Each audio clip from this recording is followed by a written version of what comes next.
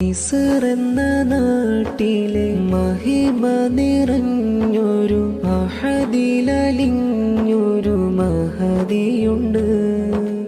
ഖബറെന്ന വീട്ടിനെ ഓർത്തു കരഞ്ഞൊരു ഖൽബുരുകുന്നൊരു മനമുണ്ട്. അവരാണ് നഫീസത്ത് ബീവി, മാലോകരെ മാണിക്യപ്പൂവി. അവരാണ് നഫീസത്ത് ബീവി, മുത്ത് നബിയോരെ പേരമകൾ.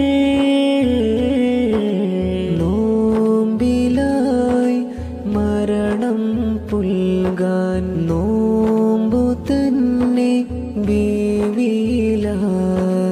നൗമതില്ല ഇബാദത്തിലായി, രാവതെല്ലാം ഹയാത്തിലായി.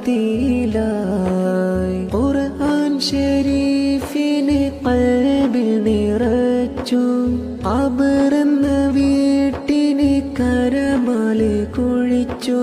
ഖബറിന്നിരുളിൽ ഇബാദത്ത് നിറച്ചു. 4000 ഖത്മവർ തീർസൗമിലായി തന്നെ അന്നേരം. സൂറത്തൻഅം മോദിടുന്നേ, മലക്കുൽ മൗത്ത് വന്ന്